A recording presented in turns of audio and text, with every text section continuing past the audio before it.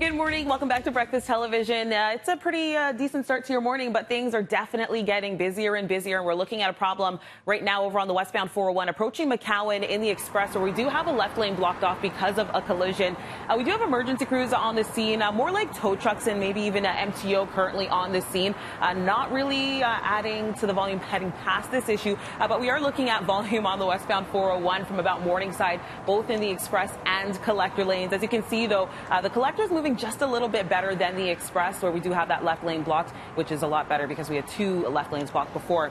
Outside of that, we have a problem over on the eastbound 401 ramp to the northbound 427, where we do have this left lane on the ramp blocked off, all because of a stalled vehicle. Only delays on the ramp. Outside of that, though, we're looking at delays on the eastbound 401 from Mississauga Road to Mavis. Also slow on the eastbound 401 approaching Dixie in the collectors, and then things do open up as you head towards that ramp. That's a look at what we have going on for your roads. It's quite busy already. Now we're going to send things out to Frankie, who has a little friend. Yeah, this is Twiggy. This is Twiggy number 10. Twiggy's very famous. Pretty soon you're going to see Twiggy and also what makes Twiggy so famous. We're at the boat show this morning. Yeah, the man-made lake right behind me here. Not a lot of open water out there this morning. The reason for that, of course, it's definitely a cold morning in the city of Toronto and cold really across the province. We had that snow that moved through the weekend that brought a record-breaking snowfall on Saturday here in Toronto. Now, the backside of that dragging in some Arctic air, and with that, a cold morning. Right now, we have current conditions outdoors sitting right around minus 14 to minus 15. Current wind chills outdoors this morning sitting around minus 23. Satellite system shows us nothing but high pressure. That means sunshine. That's the upside for today. Lots and lots of vitamin D. As we head our way into tomorrow, we're going to have a risk of some flurries. So first off, daytime highs today right around minus 5, minus 11 through the overnight. Tomorrow you'll see a temperature of minus 2 with a risk of flurries. Plus 1 and sunshine on Wednesday. That's the best day of the week. A little bit of cloud cover through Thursday. Then Friday, Saturday, and Sunday we'll see temperatures around 2 to 3 degrees, with even a little bit of a risk of a rain snow mix. Once again for today, daytime highs minus 5. Coming up, you'll see Twiggy, and you'll wonder, you'll see. It's pretty cool. Now, let's take a look at your news. Ooh, you're okay. Thank you, Frankie. 6:32 right now. We've got a week of rotating strikes by Ontario's teachers' unions. It all begins today, where the Elementary Teachers Federation of Ontario, they're going to be on the picket lines this morning at 3 boards, including here in Toronto. 115 has got to go. Hey, hey. ETFO holding strikes today in Toronto, York Region, and Ottawa Carleton. This is the first day that the elementary teachers are hitting the picket lines. The union says the lack of progress at the bargaining table left them with no choice but to hold rotating strikes. Some of the big issues here include classroom sizes, resources for special needs students, the kindergarten program, and fair compensation. The rotating strikes will continue all week long. Go to our website for specifics, citynews.ca.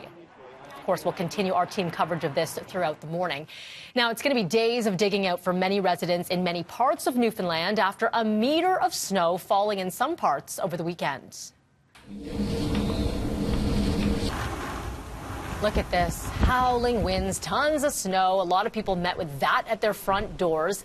A state of emergency in place yet again today in St. John's, where the capital got another 10 to 15 centimeters overnight. Now, the military has been deployed to help dig people out. Hundreds of troops are expected to be on the ground today at the request of the federal government.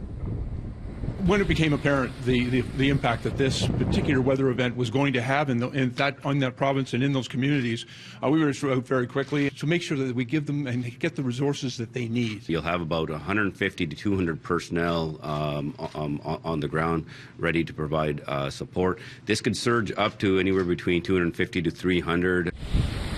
The state of emergency means that only essential vehicles, including plows, are allowed to use the roads, so people can't get out for food or other supplies, including getting their prescriptions filled. By the way, the 76 centimeters which fell in St. John's Friday into Saturday set a new record. In world news, police in Honolulu mourning 2 of their own shot to death by a suspect facing eviction.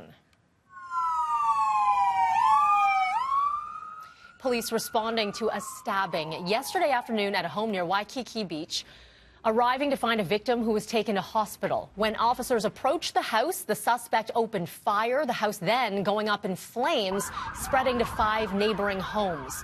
The officers killed young veterans of the force, Tiffany Enriquez and Kalili Kalama. The suspect has been identified as 69-year-old Jerry Hannell. Police say he stabbed his landlord. Hannell and 2 women are still unaccounted for. Remains found at the scene have yet to be identified. To the U.S. mainland now, where a deadly night of gun violence in 2 states. In Kansas City, Missouri, at least 1 person killed, 15 injured after a suspect opened fire on a line of people waiting to go in a bar. The shooter also died. Now, police are still investigating the motive here. And in San Antonio, Texas, gunfire erupting in a nightclub, killing 2 people, injuring 5. Police say there was some sort of altercation. They are searching for the suspect.